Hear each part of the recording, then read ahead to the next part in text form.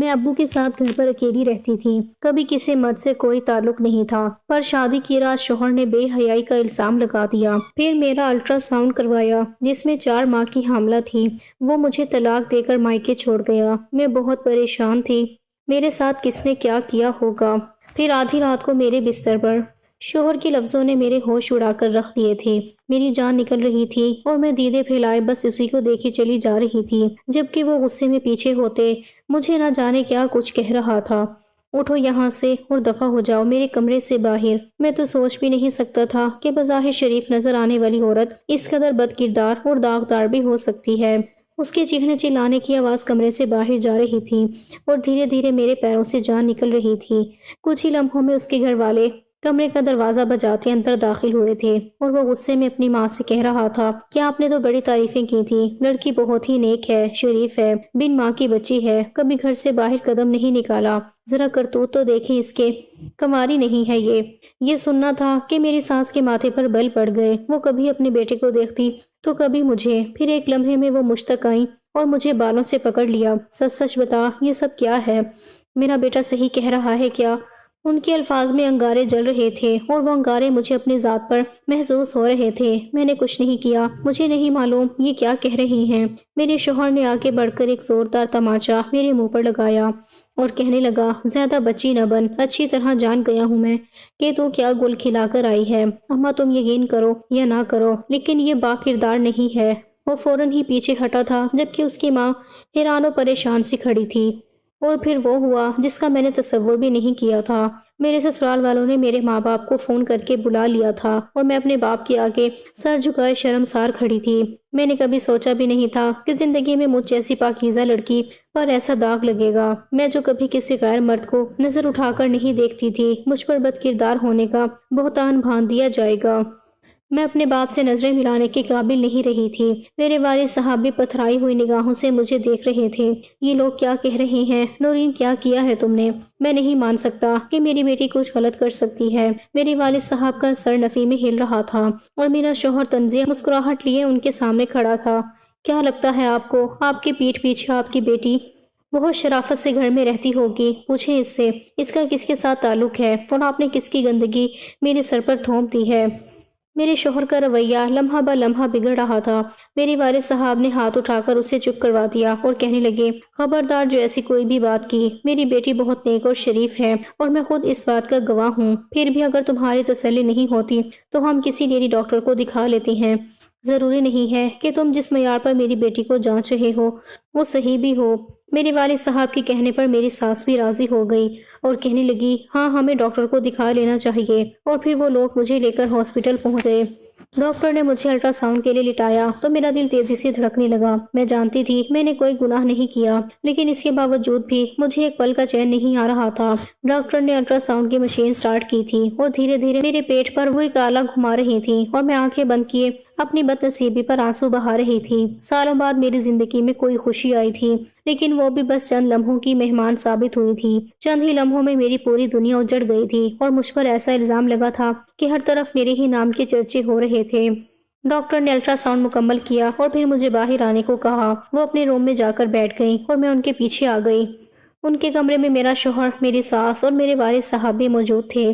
Doctor صاحبہ میرے والد صاحب کی پرانی جاننے والی تھی، اس لیے میرے والد صاحب نے انہیں ساری بات ہی بتا دی تھی۔ انہوں نے کچھ الٹرا ساؤنڈ کی رپورٹ سامنے رکھی اور گہرا سانس لیا۔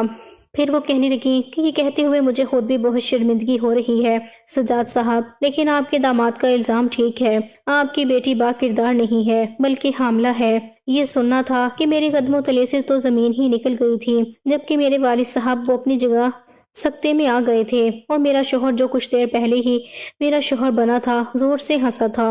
دیکھ لیا، آپ لوگوں کو یقین نہیں آ رہا تھا، میں نے کیا کہا تھا، یہ لڑکی با کردار نہیں ہے، یہ بد کردار ہے۔ میرا اس سے اب کوئی تعلق نہیں، کسی اور کا ناجائز بچہ یہ میرے سر پر تھوپنے چلی تھی اور اس کا باپ بہت اس کے کردار کی گواہی دے رہا تھا۔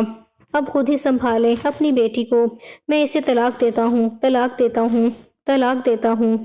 شوہر نے مجھے طلاق کہہ سنائی تھی اور میری ساس کے ساتھ وہ باہر چلا گیا تھا۔ میرے والد وہیں بیٹھ کر آنسو بہانے لگے تھے اور میں خود وہیں زمین پر بیٹھ گئی تھی۔ ڈاکٹر صاحبہ نے مجھے سنبھالا اور کہنے لگی، بیٹی اگر کوئی غلطی ہوئی ہے تو اپنے والد صاحب کو بتا دو، یہ جس کسی کا بھی بچہ ہے وہ اس سے رابطہ کریں گے اور تمہاری زندگی برباد ہونے سے بچ جائے گی۔ ہمارے سسرال والوں نے ہسپتال میں بھی کافی ہنگامہ کیا ہے۔ مجھے یقین ہے کہ انہوں نے پاس پڑوس اور محلے میں بھی کافی چرچا کیا ہوگا، جس کی وجہ سے تمہاری بدنامی ہو جائے گی۔ ڈاکٹر صاحبہ مجھے پیار محبت سے سمجھا رہی تھیں اور میں بس روئے چلی جا رہی تھی۔ کیا بتاتی انہیں، میں نے کوئی گناہ نہیں کیا تھا، میں نے کچھ غلط نہیں کیا تھا، میرا کسی کے ساتھ کوئی تعلق، کوئی واسطہ نہیں تھا، میں نے تو کبھی کسی کو نظر بھر کر بھی نہیں دیکھا تھا، مگر یہ بچہ پھر کس کا تھا؟ میں کیسے اس بات کو جسٹیفائی کرتی؟ میرے والد صاحب نے خاموشی سے ساری رپورٹس اٹھائیں، ڈاکٹر صاحبہ کا شکریہ ادا کیا۔ وہ جیسے سنبھل چکے تھے، پھر مجھے اپنے پیچھے آنے کا اشارہ کیا اور میں کسی بے جان لاش کی طرح ان کے پیچھے پیچھے چل پڑی۔ انہوں نے رکشہ کیا، مجھے رکشے میں بٹھایا اور پھر ہم اپنے گھر پہنچ گئے۔ ابھی بھی میرے ہاتھوں پر سرخ مہندی سجی ہوئی تھی، کچھ زیورات بھی جسم پر موجود تھے۔ لباس البتہ میں نے تبدیل کر لیا تھا، لیکن یہ بھی نئی دلہنوں جیسا ہی بہت زیادہ کڑا ہوا تھا۔ میں بنا کچھ کہے اپنے کمرے کا رخ کیا تھا اور اسی بات نے میری جان نکالی تھی۔ ابا پلیز میری بات سنیں۔ میں نے جاتے ہوئے ابا کو روکا تھا۔ ابا نے پلٹ کر ایک نظر مجھ پر ڈالی تھی، وہ نظر اتنی سرد تھی کہ میرے بیان سے بھی باہر تھی۔ ابا یقین کریں میں نے کچھ نہیں کیا۔ میری آنکھوں سے بہتے آنسو شاید انہیں میری بے گناہی کا یقین دلا دیتے۔ یہی سوچ کر میں روتے ہوئے ان کے پیروں میں بیٹھ گئی تھی۔ ابا کہنے لگے، نورین مجھے لگا تھا کہ تمہاری ماں نہیں ہے تو کیا ہوا، میں اکیلا ہی تمہاری تربیت کر سکتا ہوں۔ میں نے ساری زندگی تمہاری خاطر شادی نہیں کی تاکہ تمہیں کبھی سوتیلی ماں کی وجہ سے کوئی زیادتی برداشت نہ کرنی پڑے، لیکن میں یہ تصور بھی نہیں کر سکتا تھا کہ میری اتنی قربانیوں کے باوجود تم اس حد سے گزر جاؤ گی۔ ابا یہ کہہ کر اپنے کمرے میں جا کر بند ہو گئے تھے اور میں وہیں روتے روتے زمین پر اپنی چوڑیوں بھرے ہاتھ پیٹنے لگی۔ دیکھتے ہی دیکھتے ساری چوڑیاں ٹوٹ کر بکھر گئی تھیں۔ میرے ہاتھوں سے خون رسنے لگا تھا، لیکن دل تھا کہ سنبھل ہی نہیں پا رہا تھا۔ نہ جانے کتنے ہی لمحے ایسے گزر گئے تھے، پھر بڑی مشکل سے میں اٹھی اور اس کمرے میں پہنچی جہاں سے کچھ گھنٹوں پہلے ہی میں رخصت ہوئی تھی۔ وہ کمرہ اب بھی جیسا کہ ویسا ہی تھا، میرے پرانے کپڑے تیاری کی جلدی میں بکھرے ہوئے، میرے کچھ زیور اور سامان وغیرہ سب ویسے ہی بے ترتیب تھا۔ ابھی تو شاید میرے پیچھے میرے گھر کی صفائی بھی نہیں ہوئی تھی اور میری پوری زندگی ہی بدل گئی تھی۔ میں نے بستر صاف کیا اور چپ چاپ سے اپنے بستر پر لیٹ گئی۔ سب چیزیں باقی میں نے ایسی ہی چھوڑ دی تھیں۔ گزری شب اسی بستر پر لیٹ کر میں نے نئی زندگی کے حوالے سے کتنے خواب دیکھے تھے کہ میری اور اجمل کی شادی ہوگی اور اجمل کے ساتھ میں ایک نئی زندگی گزاروں گی، میری سالوں پرانی تنہائی ختم ہو جائے گی۔ ماں کے جانے کے بعد سے میرے لیے زندگی بہت ویران ہو گئی تھی۔ مجھے لگا تھا کہ نئی زندگی، نئے گھر، نئے رشتوں میں سب کچھ مجھے واپس مل جائے گا اور میں بہت خوش رہوں گی، مگر کس کو خبر تھی کہ یہ سب ہو جائے گا۔ میں نے اپنے پیٹ پر ہاتھ رکھا تو شرمندگی اور ذلت کے احساس سے میرا دل خون کے آنسو بہانے لگا۔ یہ کس کا بچہ تھا؟ 4 ماہ کا حمل، 4 ماہ پہلے کس نے میرے ساتھ؟ یہ وہ سوال تھے جنہوں نے میرے اندر آگ بھر دی تھی۔ کاش کہ میں ان سوالوں کا جواب حاصل کر پاتی۔ روتے روتے ہی مجھے نیند لگ گئی تھی۔ میں ہمیشہ سے بہت گہری نیند سونے کی عادی تھی، لیکن فی الحال مجھ پر جو گزرا تھا اس کے بعد مجھے بہت زیادہ رونے کی وجہ سے نیند آئی تھی۔ گہری نیند نہیں تھی، اسی لیے شاید رات کے کسی پہر میری آنکھ کھلی اور یہ دیکھ کر میرے ہوش اڑ گئے کہ میں بستر پر تنہا نہیں تھی، بلکہ میرے ساتھ میرا نام نورین ہے۔ میں اپنے والدین کی اکلوتی بیٹی تھی۔ میری اماں بتاتی تھیں کہ میں ان کی شادی کے 7 سال بعد پیدا ہوئی ہوں اور اسی لیے وہ اور ابا دونوں ہی مجھ سے بہت محبت کرتے تھے۔ ان دونوں نے میرا حد سے زیادہ خیال رکھا اور میں سب کی لاڈلی بن کر بڑی ہونے لگی، لیکن محض 10 سال کی عمر میں ہی میری ماں اس دنیا سے گزر گئی اور یہ وہ صدمہ تھا جو میرے لیے ناقابل برداشت تھا۔ لیکن مجھ سے زیادہ میرے والد کی حالت غیر تھی، وہ تو جیسے اس بات کو برداشت ہی نہیں کر سکے تھے۔ وہ میری ماں سے بہت محبت کرتے تھے۔ میری ماں ایک دم سے ہی بیمار ہوئی تھی اور میرے والد ان کے ساتھ بستر سے لگ کر بیٹھ گئے تھے، کبھی ان کے سر دباتے، کبھی پاؤں دباتے، ان کا ہر طریقے سے خیال کرتے، لیکن میری ماں کی حالت دن بدن بگڑتی چلی گئی اور وہاں میری ماں نے دم توڑ دیا۔ جب ڈاکٹر نے یہ خبر ہمیں سنائی تو میرے ابا زمین پر گر گئے تھے۔ کتنی ہی دیر انہیں ہوش نہیں آیا تھا۔ محلے والوں نے جیسے تیسے ابا کو سنبھالا تھا اور پھر اماں کی تدفین کے بعد بھی ابا غم سے نڈھال بس ہر وقت اپنے کمرے میں رہنے لگے تھے۔ نہ انہیں گھر کا ہوش تھا نہ کاروبار کا۔ پھر ابا کے کچھ دوست ہمارے گھر آئے، وہ کافی دیر تک ابا کے کمرے میں بند رہے اور اس کے بعد دھیرے دھیرے ابا نے سنبھلنا شروع کیا۔ شاید ان کے دوستوں نے مل کر انہیں سنبھال لیا تھا۔ ابا نے واپس کاروبار میں دلچسپی لینا شروع کر دی۔ وہ گھر اور کاروبار دونوں سنبھال رہے تھے، میرا بھی بہت زیادہ خیال رکھتے تھے، لیکن میری حالت سنبھل نہیں پائی تھی۔ میں ہر وقت ماں کو یاد کر کے روتی رہتی تھی۔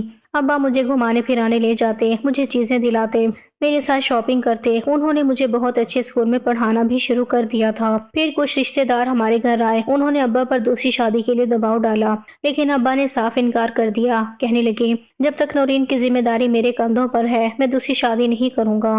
میں اپنی بیٹی کے سر پر ستیلی ماں نہیں لانا چاہتا، وہ پہلے ہی اپنی ماں کے غم سے نڈھال ہے۔ میں اس کے ساتھ کوئی ظلم یا زیادتی برداشت نہیں کر سکتا اور نہ ہی میں محبت میں بٹوارا چاہتا ہوں۔ پھر ایک دن میرے ماموں ہمارے گھر آئے اور ان کا ابا کے ساتھ بہت جھگڑا ہوا۔ جھگڑا کیوں ہوا تھا یہ تو مجھے سمجھ نہیں آیا تھا، لیکن اس دن کے بعد سے ابا نے ماموں کو دوبارہ کبھی ہمارے گھر میں قدم رکھنے نہیں دیا اور مجھے بھی سختی سے کہا کہ اپنے ماموں سے کبھی ملنے کی کوشش نہ کرنا۔ ماموں ایک دو دفعہ اسکول کے باہر آ کر کھڑے ہوئے، لیکن ابا کے حکم کی وجہ سے میں ان سے ملنے کے لیے نہیں گئی۔ ایک دن وہ زبردستی میرے راستے میں آ گئے اور کہنے لگے کہ میرے ساتھ چلو، میں تمہیں اپنے ساتھ رکھوں گا۔ یہ سننا تھا کہ میں رونے لگی۔ میرے رونے کی آواز پر ارد گرد سے لوگ جمع ہونے لگے۔ سب مجھ سے پوچھ رہے تھے کہ یہ آدمی تمہارا کون ہے اور تم کیوں رو رہی ہو، جبکہ میرے ماموں چیخ چیخ کر سب کو کہہ رہے تھے کہ یہ میری بھانجی ہے، میری بہن مر چکی ہے اور اس کا باپ ایک اچھا آدمی نہیں ہے، اسی لیے میں اسے اپنے ساتھ لے جانا چاہتا ہوں۔ یہ سننا تھا کہ میں نے اور زور سے رونا شروع کر دیا اور لوگوں نے میرے ماموں کو ہی غلط سمجھا اور انہیں مار پیٹ کر بھگا دیا۔ اس دن کے بعد سے دوبارہ میرے ماموں مجھے لینے کے لیے نہیں آئے، کیونکہ میں نے سب لوگوں کے سامنے صاف صاف کہہ دیا تھا کہ میں اس آدمی کو نہیں جانتی۔ ابا کا یہی حکم تھا اور سب سے بڑی بات وہ ابا کے بارے میں جھوٹ کہہ رہے تھے۔ میرے ابا ہرگز بھی کوئی برے آدمی نہیں تھے، وہ میرا بہت خیال رکھتے تھے اور میری خاطر انہوں نے دوسری شادی نہیں کی تھی، ورنہ میری تو کلاس کی لڑکیوں نے بھی مجھے یہی کہا تھا کہ چند دن گزرنے دو، تمہارے ابا نے تمہارے سر پر ستیلی ماں بٹھا دینی ہے، لیکن ایسا بالکل کچھ نہیں ہوا تھا۔ یہاں تک کہ میں 15 برس کی ہو گئی تھی، میری زندگی بس میرے گھر اور میرے والد تک محیط ہو گئی تھی۔ میرے ابا مجھے باہر دوستیاں کرنے کو منع کرتے تھے، اس لیے میری کسی لڑکی سے کوئی دوستی نہیں تھی۔ میں اسکول سے واپس گھر آتی، گھر کے کچھ کام کاج نمٹاتی اور اس کے بعد پڑھائی میں مصروف ہو جاتی۔ یہی وجہ تھی کہ میں ہر کلاس میں اول پوزیشن لیتی اور ابا میرے اول آنے پر اتنا خوش ہوتے کہ مجھے میری مرضی کی شاپنگ کرواتے، میری پسند کے تحفے دیتے اور میرا بہت خیال کرتے۔ دن بہ دن میری زندگی خوشیوں سے بھرنے لگی تھی۔ ماں کی کمی اپنی جگہ تھی، لیکن ابا کے رویے نے مجھے خوش کر دیا تھا اور مجھے اس بات کا بھی احساس تھا کہ میری وجہ سے وہ تنہا رہ گئی ہیں۔ پھر میں نے کالج میں داخلہ لیا تو میرے لیے رشتے آنا شروع ہو گئے۔ ابا کافی پریشان نظر آنے لگے تھے۔ کئی دفعہ میں نے پوچھا، باپ پریشان کیوں رہتے ہیں؟ تب ایک دن ابا کہنے لگے، مجھے ڈر لگتا ہے نورین، میں تیری شادی تو کر دوں لیکن پھر میں اکیلا کیا کروں گا؟ تو رخصت ہو کر چلی جائے گی تو میں تنہا رہ جاؤں گا، لیکن پھر سوچتا ہوں کہ یہ تو تیرے ساتھ ظلم ہوگا، مجھے کسی اچھی جگہ تیری شادی کرنی چاہیے، یہی باپ ہونے کا فرض ہے۔ ابا کی بات سن کر میں نے صاف انکار کیا اور کہا، ابا میں بھی شادی نہیں کرنا چاہتی، میرے اتنے اچھے رزلٹ آتے ہیں، میں کالج کے بعد یونیورسٹی بھی جانا چاہتی ہوں۔ مگر ایک دن ابا بہت کم سن سے بیٹھے تھے، نہ جانے وہ کہاں سے آئے تھے اور آنے کے بعد بالکل خاموش تھے۔ کہنے لگے، نورین میں نے فیصلہ کیا ہے کہ میں واقعی ہی کسی اچھی جگہ تیری شادی کر دوں گا۔ میں حیران ہوئی اور کہا، ابا اچانک سے آپ کو یہ میری شادی کا خیال کیوں آیا؟ ابا کہنے لگے، بس میری طبیعت ٹھیک نہیں رہتی، زندگی اور موت کا کچھ پتہ نہیں اور میں چاہتا ہوں کہ اپنی آنکھوں کے سامنے تجھے رخصت کر دوں۔ ابا کی بات سن کر میں مسکرائی اور کہا، ابا ایسی باتیں نہ کریں، آپ تو بہت جوان ہیں اور ابھی بھی اتنے ہینڈسم نظر آتے ہیں، آپ کو تو کوئی بھی لڑکی مل جائے گی، آپ کہاں اپنے آپ کو بیمار اور بوڑھا کہہ رہے ہیں؟ میری بات پر ابا نے مسکرا کر مجھے دیکھا اور کہنے لگے، ہاں تمہاری بات ٹھیک ہے، لیکن زندگی اور موت کا کیا بھروسہ؟ تمہاری ماں کو دیکھو، کتنی چپ چاپ ہماری زندگیوں سے نکل گئی۔ یہ کہتے ہوئے ان کی آنکھیں بھیگ گئیں اور میں ان کے قدموں کے پاس بیٹھ گئی۔ ابا آپ اماں سے بہت محبت کرتے تھے نا؟ وہ مسکرائے اور بولے، ہاں ہم دونوں کی پسند کی شادی تھی، تمہاری اماں عمر میں مجھ سے بہت بڑی تھی، لیکن اس کے باوجود میں نے زمانے کے خلاف جا کر ان سے شادی کی، مگر مجھے کیا پتا تھا کہ تمہاری اماں مجھے بیچ راستے میں چھوڑ کر چلی جائیں گی۔ ابا نے آنسو پونچھے تھے اور میں بس ابا کے چہرے کے اتار چڑھاؤ دیکھ رہی تھی۔ وہ بہت جذباتی کیفیات سے گزر رہے تھے اور میں سوچ رہی تھی کہ اماں کتنی خوش قسمت تھی جنہیں ابا جیسا جیون ساتھی ملا۔ دراصل میری اماں اور ابا کے درمیان عمروں کا کافی فرق تھا۔ میری اماں ابا سے 10-15 سال بڑی تھیں اور ابا نے پھر بھی سب کے خلاف جا کر ان سے محبت کی شادی کی تھی، اور پھر اماں کے جانے کے بعد سے اب تک ابا نے دوسری شادی بھی نہیں کی تھی۔ اس سے زیادہ بھلا محبت کا اور کیا ثبوت ہو سکتا تھا؟ اور اسی لیے مجھے اپنی زندگی میں ابا جیسا ہی جیون ساتھی چاہیے تھا، لیکن فی الحال میرا شادی کرنے کا کوئی ارادہ نہیں تھا۔ مگر ابا کہنے لگے کہ اب تم 18 سال کی ہو گئی ہو اور اب میں تمہاری شادی کر سکتا ہوں، اسی لیے میں نے اچھے رشتے دیکھنا شروع کر دیے ہیں۔ اور پھر ایک دن اچانک ہی ابا نے بتایا کہ میرے لیے اجمل کا رشتہ آیا ہے۔ وہ 2 محلے پیچھے ہی رہنے والا ایک اچھا اور خوبرو نوجوان تھا، کماتا بھی اچھا تھا، اسی لیے ابا نے انکار نہ کیا اور انہیں گھر آنے دیا۔ اجمل کے گھر والوں نے مجھے دیکھتے ہی پسند کر لیا۔ سارے محلے والے میری شرافت کی گواہی دیتے تھے۔ میں نے ہمیشہ بس اسکول اور کالج سے گھر تک کا ہی سفر طے کیا تھا، نہ کبھی بلا ضرورت گھر سے باہر نکلی، نہ دروازے پر کھڑی ہوئی، نہ ہی میری کوئی سہیلی تھی اور نہ ہی کوئی ایسی حرکت کی کوئی بھی میرے خلاف کچھ کہتا۔ اسی لیے سب نے میرے کردار کی گواہی دی اور میرا اور اجمل کا رشتہ پکا ہو گیا۔ میں جو شادی نہیں کرنا چاہتی تھی، رشتہ پکا ہونے کے بعد بہت زیادہ روئی تھی، لیکن پھر ابا نے سمجھایا تھا کہ وقت پر اپنے گھر کی ہو جاؤ گی تو مجھے سکون ہو جائے گا۔ میرے پیچھے تم گھر میں اکیلی رہتی ہو، مجھے بہت دھڑکا لگا رہتا ہے۔ میں نے اتنے سالوں سے تمہیں کچھ نہیں کہا کیونکہ اس وقت تم جوان نہیں تھی، شادی کے قابل نہیں تھی، لیکن اب تم شادی کے قابل ہو گئی ہو تو میں اس پریشانی اور اس مشکل سے نکلنا چاہتا ہوں۔ میں چاہتا ہوں کہ مجھے گھر سے باہر یہ پریشانی نہ ہو کہ پیچھے میری بیٹی اکیلی ہے۔ ابا نے میرے سر پر ہاتھ رکھ کر مجھے سمجھایا تھا اور پھر فون پر اجمل سے میری بات بھی کروائی تھی۔ میں تو شروع میں گھبرا ہی گئی تھی کہ میں اجمل سے کیا بات کروں، لیکن پھر ابا کے کہنے پر میں نے سلام دعا کی تو اجمل نے مجھ سے پہلا سوال یہی پوچھا کہ کیا یہ رشتہ تمہاری مرضی سے ہو رہا ہے، کیونکہ آج کل کی لڑکیاں پہلے ہی کسی اور کو پسند کرتی ہیں، جس کی وجہ سے رشتے نبھتے نہیں ہیں بلکہ جلدی ٹوٹ جاتے ہیں۔ اجمل کے دل میں نہ جانے کس طرح کے خدشات تھے کہ انہوں نے مجھ سے سیدھے ہی یہی سوال کیا تھا۔ میں نے فوراً کہا اجمل میں کسی کو پسند نہیں کرتی۔ یہ سن کر انہوں نے ٹھنڈی سانس بھری اور کہنے لگے میں تمہیں بتانا چاہتا ہوں میری پہلے بھی ایک منگنی ٹوٹی ہے۔ دراصل وہ لڑکی کسی اور سے محبت کرتی تھی اور اس کے گھر والوں نے زبردستی منگنی مجھ سے کروا دی۔ منگنی کے بعد وہ اس لڑکے کے ساتھ فرار ہو گئی اور یقین جانو کہ اس کے اس طرح بھاگ جانے کی وجہ سے میں نے بہت ذلت اٹھائی ہے۔ میرے دوستوں یاروں نے یہاں تک کہ محلے والوں نے بھی میری ہنسی اڑائی ہے، اسی لیے میں نے پہلے ہی یہ سوال پوچھ لیا۔ اجمل کی بات سن کر مجھے سمجھ آ گیا تھا کہ اس سوال کا کیا مقصد تھا، مگر میں نے ان سے کہہ دیا کہ میرا کسی سے کوئی تعلق اور واسطہ نہیں۔ یہ سن کر وہ مطمئن ہو گئے تھے۔ پھر میری اور اجمل کی کبھی ایک آدھ بار بات ہو گئی، وہ بھی ابا نے جب کروائی تب، کیونکہ میرے پاس ذاتی موبائل فون بھی نہیں تھا۔ مجھے اتنا سمجھ آ گیا تھا کہ اجمل ایک اچھا انسان ہے اور بس وہ رشتوں کے معاملے میں ذرا ڈرا ہوا ہے کیونکہ اس کی پہلی منگیتر نے اس کے ساتھ واقعی غلط کیا تھا، مگر میں یہ نہیں جانتی تھی کہ وہ اس کا بدلہ مجھ سے لے گا اور شادی کی رات مجھے پاکیزگی کا ٹیسٹ بھی دینا ہوگا۔ ہمارے رشتے کے بعد شادی کے دن یوں تیزی سے قریب آئے کہ پتہ ہی نہیں چلا۔ ابا نے میری شادی کے لیے ہر وہ چیز کی جو ایک باپ کر سکتا ہے۔ ابا نے مجھے مہنگا ترین سونے کا زیور بنایا، فرنیچر دیا، کپڑے، گاڑی، ہر چیز، اور مجھے اجمل کے ساتھ رخصت کر دیا۔ لیکن کون جانتا تھا کہ میری قسمت میں ایسی بدبختی لکھی تھی کہ شادی کی پہلی رات ہی مجھے نہ صرف بد کردار ٹھہرایا گیا تھا بلکہ میں 4 ماہ کی حاملہ ثابت ہو گئی تھی۔ مجھے یقین ہی نہیں آ رہا تھا کہ میں، جس نے کبھی کسی مرد کو نظر بھر کر نہیں دیکھا تھا، وہ حاملہ تھی، وہ بھی پچھلے 4 مہینوں سے۔ میرا رو رو کر برا حال تھا اور یوں ہی روتے روتے میں سو گئی تھی۔ شادی کی پہلی رات ہی طلاق کا داغ ماتھے پر لگ گیا تھا۔ اگلی صبح مجھے دنیا کو بھی منہ دکھانا تھا اور اپنے ابا کو بھی، جو شاید سب کی طرح مجھے گناہگار سمجھ رہے تھے۔ مجھے سوئے ہوئے کچھ ہی دیر گزری تھی کہ مجھے احساس ہوا کہ میرے ساتھ بستر پر کوئی موجود ہے۔ میں بری طرح گھبرا گئی تھی، لیکن میں نے آنکھیں نہیں کھولی۔ بس میں یہ محسوس کرنا چاہتی تھی کہ یہ میرا وہم ہے یا سچ میں میرے کمرے میں کوئی موجود ہے۔ سچ تو یہ تھا کہ میں بہت زیادہ خوف زدہ ہو گئی تھی۔ وہ جو کوئی بھی تھا وہ بستر پر میرے بہت قریب آیا تھا اور پھر شاید مجھے سوتا ہوا دیکھ کر وہ کمرے کی الماری کی طرف بڑھ گیا تھا، وہ واحد الماری جس میں میرا سامان موجود تھا۔ میں نے ادھ کھلی بند آنکھوں سے دیکھنے کی کوشش کی تو مجھے اندھیرے میں بھی یہ بات سمجھ آ گئی کہ وہ جو کوئی بھی تھا میرا سامان ٹٹولنے کی کوشش کر رہا تھا، اور پھر مجھے لگا کہ شاید چور ہے۔ شادی والا گھر تھا اور شادی والے گھروں میں اکثر ہی سامان بہت زیادہ ہوتا ہے، اور یہ سوچ کر ہی میری جان نکل گئی تھی۔ لیکن وہ اگر کوئی چور ہوتا تو میرے وہ زیورات اٹھاتا جو سائڈ ٹیبل پر پڑے تھے۔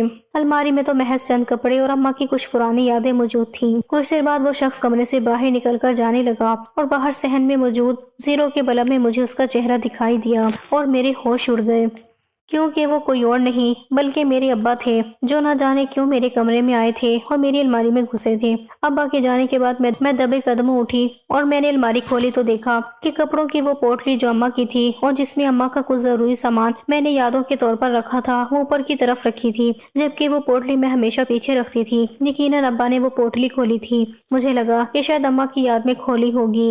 یہی سوچ کر میں نے وہ پوٹلی کھولی تو میرے ہاتھ پاؤں لرزنے لگے، کیونکہ اس میں اوپر ہی 2-4 خط رکھے ہوئے تھے جو پہلے موجود نہیں تھے، اور جب میں نے وہ خط کھول کر پڑھے تو وہ کسی عاشق کی طرف سے میرے لیے لکھے گئے تھے۔ ان خطوں کی تحریر نے مجھے ہلا کر رکھ دیا تھا۔ ان خطوں کے مطابق میرا کوئی عاشق تھا جو مجھ سے ہمارے بچے کی خیریت دریافت کر رہا تھا۔ یہ خط اس طرح سے لکھے گئے تھے جیسے ہمارے درمیان اکثر ہی خط و کتابت کا سلسلہ ہوتا۔ کچھ سوال تھے تو کچھ سوالوں کے جواب جیسے کچھ پوچھا گیا ہو اور اس کے جواب میں یہ خط لکھے گئے ہوں۔ یہ خط کل تک بھی یہاں نہیں تھے، کیونکہ شادی سے پہلے بھی میں نے اماں کے سامان کو سینے سے لگایا تھا۔ میں نے جلدی سے وہ سارے خط ایک طرف کر کے بستر کے نیچے چھپا دیے، پوٹلی واپس ویسے ہی باندھ کر رکھی اور پھر بستر پر لیٹ گئی۔ مجھے سمجھ ہی نہیں آ رہا تھا کہ یہ کیا ماجرا ہے۔ ابا نے یہ پوٹلی کیوں کھولی تھی اور کیا یہ خط ابا رکھ کر گئی ہیں؟ میرے ہاتھ پاؤں پسینے سے بھر گئے تھے۔ اگلی صبح جب میں کمرے سے باہر نکلی تو ابا کڑے تیوروں سے مجھ سے پوچھنے لگے کہ بتاؤ اب مجھے یہ بچہ کس کا ہے؟ ابا کی بات پر میں نے انکار میں سر ہلایا اور کہا، ابا میں سچ کہہ رہی ہوں، نہ یہ بچہ میرا ہے اور نہ ہی میں کچھ جانتی ہوں۔ ابا کہنے لگے، تمہاری وجہ سے بہت بدنامی ہو گئی ہے نورین، شاید ہمیں یہ محلہ بھی چھوڑ کر جانا پڑے، اس لیے بہتر ہے کہ اپنے عاشق کا نام بتا دو تاکہ میں تمہیں اس کے ساتھ رخصت کر دوں۔ میں ابا کی بات سن کر رونے لگی تو ابا اٹھے اور میرے کمرے کا رخ کیا اور پھر میرا سامان بکھرانا شروع کر دیا جیسے کچھ تلاش کر رہی ہوں۔ چند لمحوں میں ہی مجھے ابا کا کھیل سمجھ آنے لگا تھا، لیکن اس کھیل کے پیچھے کی وجہ مجھے ابھی معلوم نہیں تھی۔ کچھ دیر بعد ابا نے پوٹلی کھولی اور اس کا سامان پھیلانے لگے، اور پھر دھیرے دھیرے ان کی شکل پر عجیب سے تاثرات نظر آئے، جیسے وہ کسی مقصد میں ناکام ہوئے ہوں۔ ان کے لہجے میں واضح جھنجھلاہٹ تھی۔ کہنے لگے، سچ سچ بتاؤ، کہاں ہے وہ خط جو تمہارے عاشق نے تمہیں لکھے؟ فون تو تمہارے پاس تھا نہیں، یقیناً خط پر ہی بات ہوتی ہوگی۔ ابا کی بات پر میں ہکا بکا رہ گئی تھی۔ اب تو مجھے یقین ہو گیا تھا کہ خط ابا نے ہی لکھے تھے، لیکن کیوں اور وہ خط کس نے کس کے لیے لکھے تھے؟ میں نے ابا سے کہا، مجھے تو کسی خط کا نہیں پتا، میں نہیں جانتی آپ کس بارے میں بات کر رہے ہیں۔ ابا اٹھ کر میری طرف آئے اور کہنے لگے، زیادہ بھولی نہ بنو، بتاؤ مجھے۔ اور پھر انہوں نے پورا کمرہ پھیلایا اور انہیں بستر کے نیچے سے وہ خط مل گئے۔ وہ مسکرائے اور میرے آگے لہرا دیے، کہنے لگے، انہی خطوں کے بارے میں پوچھ رہا تھا، تم نے نکال کر یہاں چھپائے نا۔ ابا کو جیسے سمجھ آ گیا تھا کہ وہ خط میں نے ہی نکالے تھے۔ میں نے ابا سے کہا، ہاں میں نے نکالے، لیکن آپ نے یہ خط کیوں رکھے تھے اماں کے سامان میں؟ یہ خط کس کے ہیں اور آپ نے انہیں کیوں چھپایا؟ ابا مسکرائے اور کہنے لگے، اب تم نے سچ جان ہی لیا ہے تو پھر پورا سچ جان لو۔ میں نے یہ خط اس لیے چھپائے تھے تاکہ میں انہیں نکال کر یہ ثابت کر سکوں کہ تم بدکار ہو، تم واقعی کسی کے ساتھ تعلقات میں ہو اور ناجائز بچے کی ماں بننے والی ہو، تاکہ پھر کبھی کوئی تمہارے لیے رشتہ لے کر نہ آئے اور نہ ہی محلے والے یا ارد گرد کے لوگ تمہاری شادی کو لے کر سوال اٹھائیں، بلکہ سب تمہیں بد کردار سمجھ کر ہم سے دور ہو جائیں، اور پھر میں کسی راہ چلتے کے ساتھ تمہیں رخصت کر کے اپنے تم سے جان چھڑا لوں۔ تمہاری منحوس ماں نے مرتے ہوئے ساری جائیداد تمہارے نام لکھ دی، اور ساتھ یہ بھی لکھ دیا کہ جب تم 18 سال کی ہو جاؤ گی اور تمہاری شادی ہوگی تب تمہیں یہ ساری جائیداد مل جائے گی۔ جب تک میرے پاس صرف اس کاروبار اور سارے پیسے کا اختیار ہے، لیکن میں اس کے بعد اس سب کا مالک نہیں، اس لیے میں چاہتا تھا کہ تمہاری ایک ناکام شادی کروا کر تمہیں ہمیشہ کے لیے اپنے گھر بٹھا لوں، اور دیکھو میں کامیاب بھی ہو گیا۔ اب میں اپنی مرضی سے شادی کروں گا اور اپنی زندگی گزاروں گا، اور جب بھی کوئی تمہاری شادی کی بات کرے گا تو میں یہ خط اسے دکھاؤں گا۔ ویسے بھی اب تو سبھی جانتے ہیں کہ تم بد کردار ہو۔ ابا کی بات سن کر میرے ہوش اڑے تھے۔ ابا آپ کیا کہہ رہے ہیں؟ میں آپ کی بیٹی ہوں، آپ میرے ساتھ یہ سب کچھ کیسے کر سکتے ہیں؟ اور یہ بچہ کس کا ہے؟ ابا مسکرائے اور کہنے لگے، نہیں ہو تم میری بیٹی، تم اپنی ماں کے پہلے شوہر سے ہو۔ وہ عورت پہلے سے شادی شدہ تھی اور اس نے میری محبت میں اپنے شوہر کو چھوڑا تھا اور پھر مجھ سے شادی کر لی تھی، لیکن میں نے تمہاری ماں سے پیسوں کے لیے شادی کی تھی۔ میں ساری زندگی عیاشی کرنا چاہتا تھا، لیکن پھر تمہاری ماں ہر بات پر مجھ پر مسلط ہونے لگی، اسی لیے میں نے اسے ختم کر دیا۔ میں نے سوچا تھا کہ اس کے جانے کے بعد میں تمہیں کسی دارالامان میں چھوڑ آؤں گا اور سب کچھ ٹھیک ہو جائے گا، لیکن وہ جاتے جاتے سب تمہارے نام لکھ گئی اور مجھے اتنے سال تمہیں جھیلنا پڑا، مگر اب تمہاری شادی بھی ہو چکی ہے اور طلاق بھی۔ اب تمہارے لیے کوئی رشتہ نہیں آئے گا اور ہمیشہ کے لیے ساری جائیداد کو میں خود ہی سنبھالوں گا۔ اپنی بدنامی کے ساتھ تم اس گھر کی 4 دیواری میں بند رہو گی۔ ابا کی باتوں نے میرے ہوش اڑائے تھے۔ پھر ابا نے ایک اور راز کا انکشاف کیا کہ میں امید سے نہیں ہوں، بلکہ انہوں نے ڈاکٹر کو پیسے دے کر مجبور کیا تھا کہ وہ میرے بارے میں جھوٹی بات کہے تاکہ میرے سسرال والے اور شوہر مجھے چھوڑ کر چلا جائے، اور وہ اس عمل میں کامیاب بھی ہو گئے تھے۔ ابا کہنے لگے، تمہارے ماموں کو ساری بات معلوم تھی، اس لیے وہ بار بار تمہیں لینے کے لیے آ جاتا تھا، مگر تم نے خود ہی اسے راستے سے ہٹا کر میرا کام آسان کر دیا تھا۔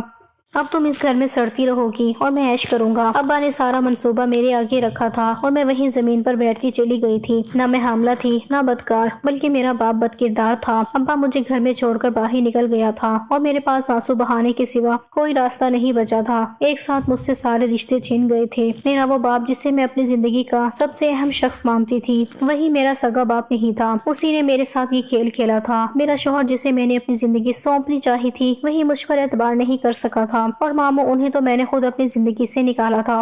کتنی ہی بار وہ راستے میں آئے تھے اور کتنی ہی بار میں نے انہیں دھتکار دیا تھا۔ اب میرے پاس کوئی راستہ نہیں تھا، شاید مجھے ساری زندگی ایسے ہی گزارنی تھی، اور یہی سوچ کر میں روتی چلی گئی تھی۔ ابا کو گئے ہی کچھ دیر گزری تھی کہ گھر کا دروازہ بجا۔ میں خود کو سنبھالتی ہوئی دروازے پر گئی تو سامنے کھڑے ماموں کو دیکھ کر حیران رہ گئی۔ ماموں نے مجھے سینے سے لگائے اور کہنے لگے، میری بچی، میں جانتا ہوں کہ تمہارے ساتھ تمہارے باپ نے کیسا ظلم کر دیا ہے۔ میں نے تم سے ملنا ضرور چھوڑ دیا تھا کیونکہ تم مجھے غلط سمجھتی تھی، لیکن تم سے غافل نہیں ہوا تھا۔ مجھے تمہاری شادی کا علم تھا، لیکن یہ اندازہ نہیں تھا کہ ایک ہی رات میں یہ شخص ایسا کھیل کھیل جائے گا۔ میں نے روتے ہوئے ماموں کو ساری بات بتائی تو ماموں کہنے لگے، مجھے یہ سب کچھ پہلے دن سے ہی سمجھ آ گیا تھا۔ جب تمہاری ماں اتنی اچانک اس دنیا سے گئی، مجھے اسی وقت اندازہ ہو گیا تھا کہ تمہارے باپ کی نیت کیسی ہے، لیکن میں کچھ نہیں کر سکا کیونکہ تمہاری ماں خود سے وصیت لکھ کر گئی تھی، اور وہ مرتے دم تک اپنے شوہر پر اعتبار کرتی رہی تھی۔ تمہاری ماں کی غلطی یہ تھی کہ اس نے تمہارے محبت کرنے والے باپ کو چھوڑ کر ایک دوسرے مرد کی محبت کو قبول کیا تھا، اپنا گھر توڑ کر دوسرا گھر بسانے کی کوشش کی تھی، اور اس کا نتیجہ یہ نکلا کہ وہ اپنی زندگی بھی ہار گئی اور تمہاری زندگی بھی خراب ہوئی۔ مگر اب تم میرے ساتھ چلو۔ میرے ماموں بھی بہت پیسے والے تھے، وہ مجھے اپنے ساتھ اپنے گھر لے گئے، اور پھر انہوں نے میرے باپ کے خلاف باقاعدہ پولیس کمپلین کی اور جائیداد کو لے کر کورٹ میں کیس پہنچا دیا۔ میرے ماموں نے اجمل سے ملاقات کی اور اسے بھی ساری بات بتائی۔ اجمل کے تو ہوش ہی اڑ گئے تھے۔ پھر اس نے بھی میرے والد کے خلاف کورٹ میں بیان دیا تھا، اور یوں میرے ابا کو 7 سال کی سزا ہو گئی تھی اور میری ساری دولت مجھے مل گئی تھی۔ جلد ہی یہ سچ لوگوں کو بھی پتا چلا تھا اور میری عزت واپس مجھے حاصل ہو گئی تھی، مگر کہیں نہ کہیں میں نے زندگی میں سب رشتوں کو ہار دیا تھا۔ پھر ماموں نے اپنے ہی بیٹے سے میری دھوم دھام سے شادی کی، اور اب میں احسن کی بیوی ہوں۔ احسن میرا بہت خیال رکھتے ہیں، انہوں نے کبھی مجھے کسی بات کا طعنہ نہیں دیا کہ ہمیشہ میرا احساس کیا۔ کبھی کبھی میں بہت شکر گزار ہوتی ہوں کہ میرے ماموں نے مجھے بے آسرا نہیں چھوڑا، بلکہ ہمیشہ میرا خیال کرنے کی کوشش کی اور کبھی مجھ سے غافل نہ ہوئے۔ یہی وجہ ہے کہ آج میں ایک پرسکون زندگی گزار رہی ہوں۔ کبھی کبھی کچھ رشتوں پر جھوٹ کا ایسا پردہ پڑا ہوتا ہے کہ ہم چاہ کر بھی سچائی دیکھ نہیں پاتے، اور کچھ ایسا ہی میرے ساتھ بھی ہوا۔